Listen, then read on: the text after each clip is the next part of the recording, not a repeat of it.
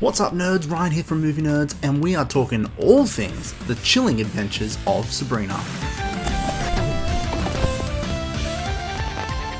So before we get into this review, we'd love it if you can hit that subscribe button below and hit the like button, and also the bell notification if you get around to it. So, The Chilling Adventures of Sabrina. This is a reimagining of the 90s TV series Sabrina and is also loosely based on the Archie's comic book. It's all about Sabrina Spellman and her dealing with being a half human and half witch. It's set just before her 16th birthday and her about to deal with the fact that she is about to become a full-fledged witch and possibly having to ditch off her friends and going to a new school that is all about learning witchcraft and all that kind of jazz. Coming into the show, I'd heard very much it was going to be connected to the Riverdale series that's also on Netflix, but after watching the show, it's actually not connected at all. A couple of characters have mentioned the city of Riverdale, but not so much any of the characters showing up at all in the show. So it's loosely connected to Riverdale, but there's no real connection to it, no character show up or anything like that, which is a little bit unfortunate because I feel like having these connections to the series could have done really well, like it has for the Arrow universe on the CW. And being that this is a CW series, or at least Riverdale is, and this was originally conceived by CW, now being owned by Netflix, you would think that they would have that down to a T.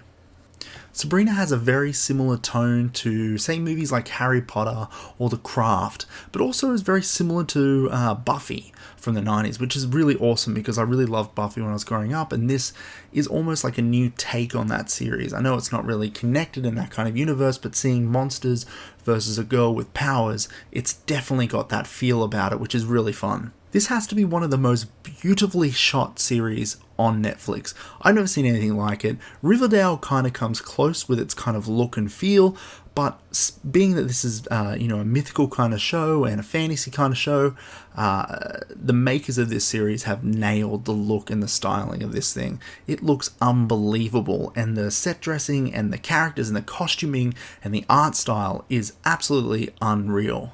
Being that it's a series all about magic and witchcraft, and I mean characters like Sabrina, her last name is Spellman, you can kind of expect people to be a little bit over top, but the acting here in some cases can be really over the top. Without giving too much away, the villain of the show is kind of acted, well, really over the top. It's hard to watch sometimes, but once you get into the show, you'll start kind of getting a character a bit more and kind of understanding where it's going. So you kind of forgive it. The standout has to be Sabrina, who's played by Kieran Shipka.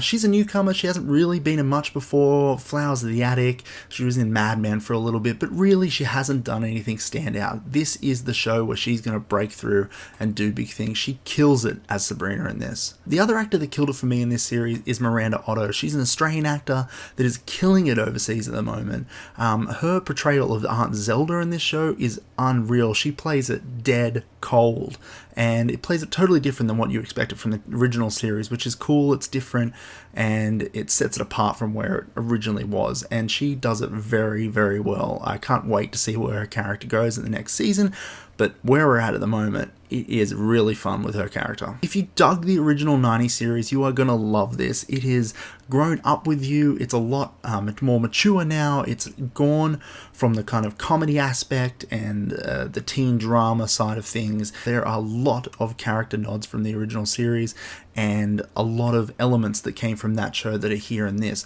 But it's also a lot more mature. This has tons of horror elements.